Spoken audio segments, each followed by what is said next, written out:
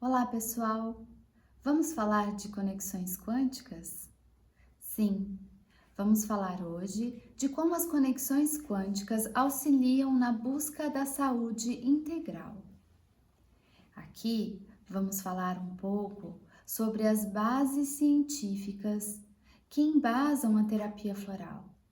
Embasam também outras terapias sutis, mas vamos focar a nosso bate-papo de hoje no trabalho da terapia floral. Muito bem, para podermos construir essa ideia, nós precisamos levantar algumas questões, né? Ou melhor, nós precisamos levantar resposta a estas questões.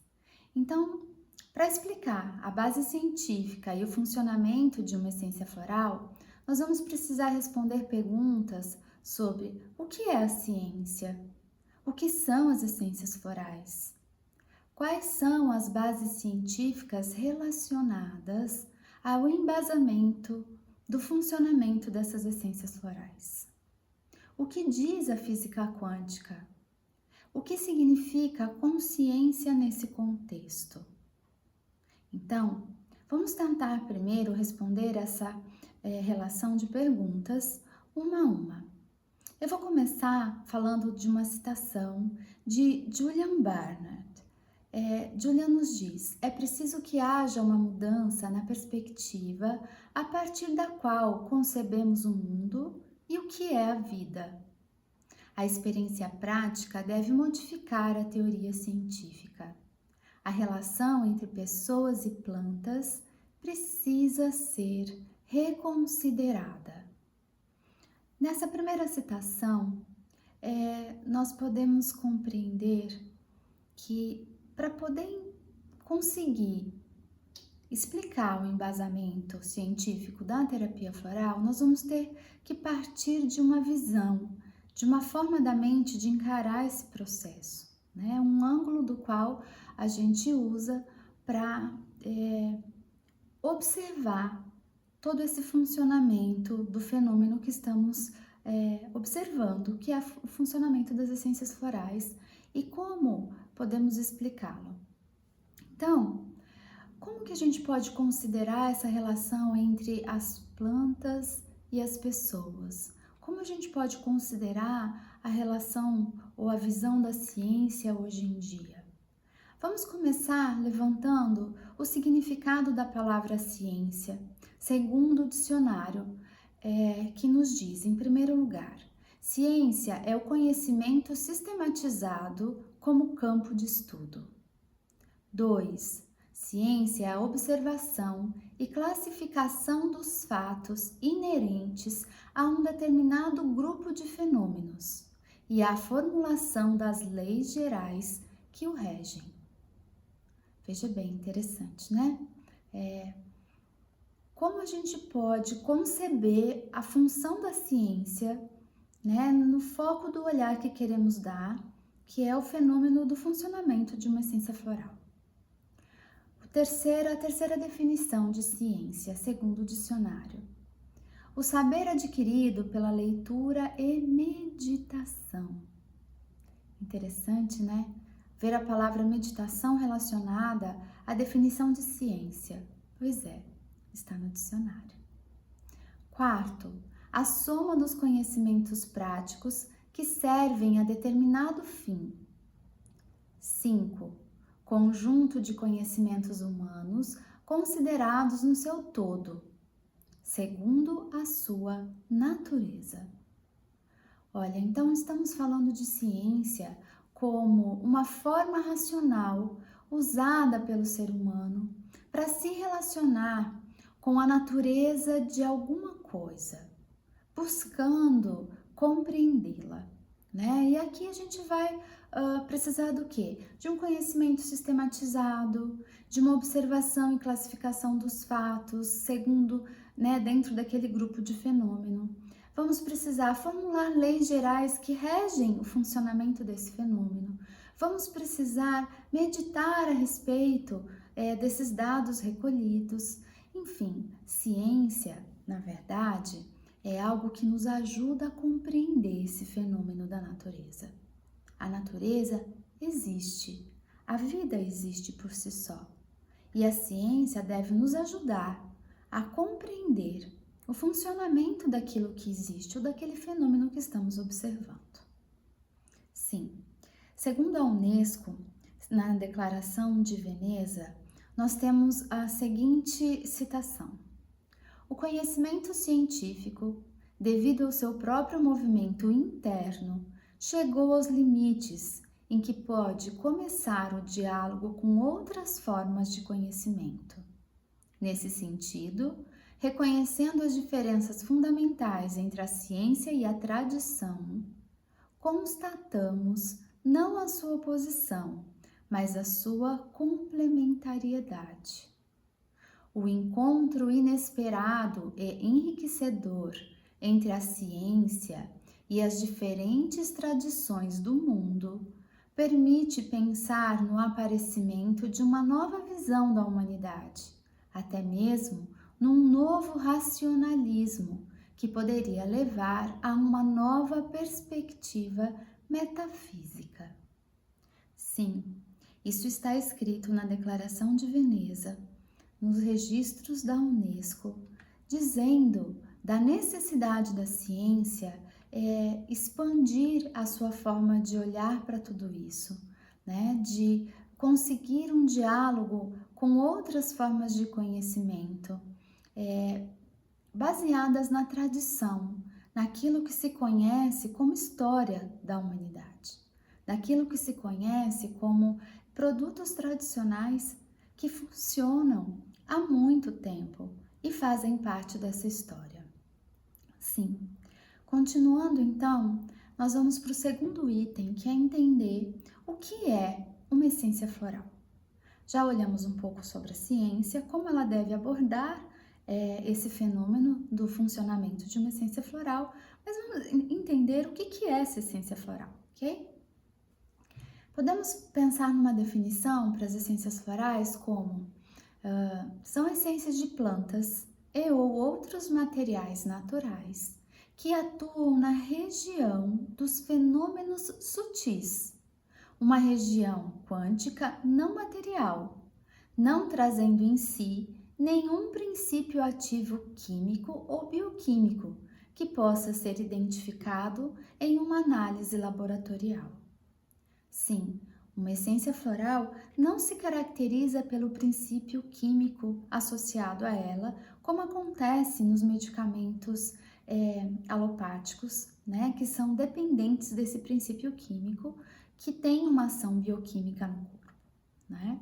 As essências florais, na verdade, elas são definidas e qualificadas pelo padrão de informação que ela carrega.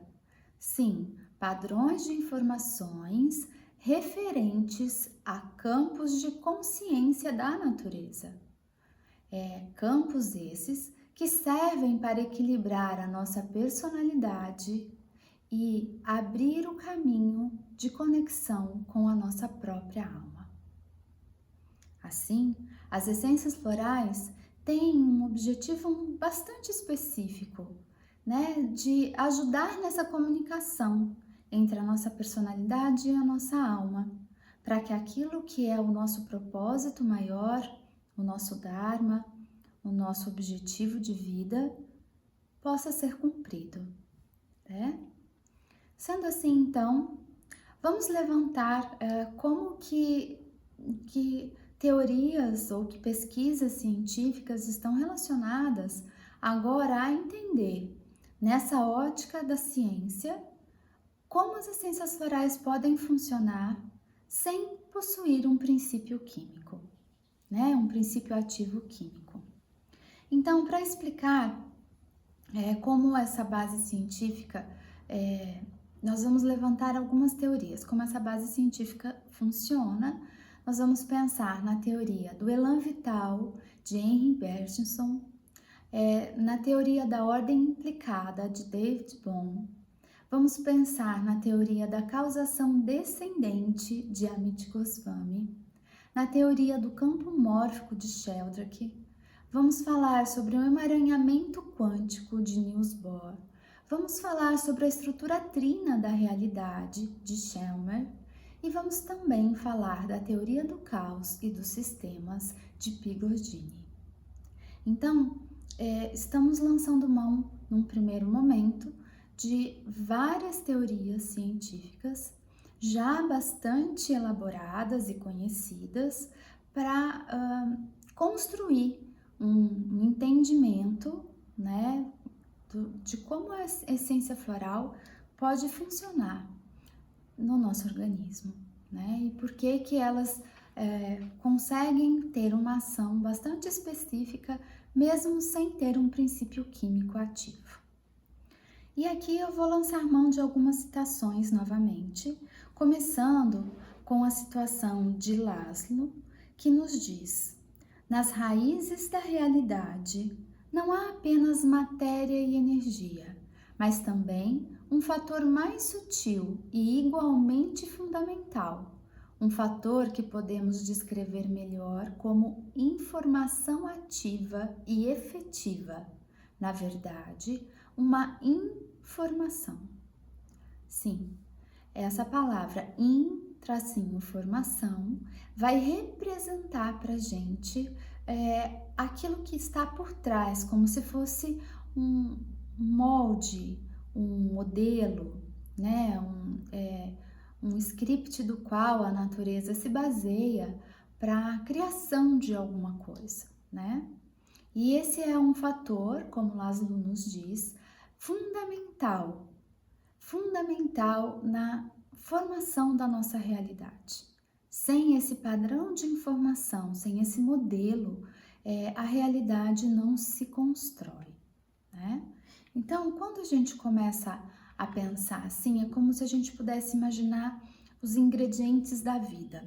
Como se nos ingredientes da vida a gente tivesse, sim, matéria, que é o que a gente conhece, energia, que é outra função, é outra substância conhecida, né, na manifestação do nosso mundo, e a consciência, seja uma consciência individual, seja uma consciência coletiva, seja uma consciência divina, que aqui eu vou colocar como sendo, por exemplo, a nossa fonte de energia maior, o Sol, tá?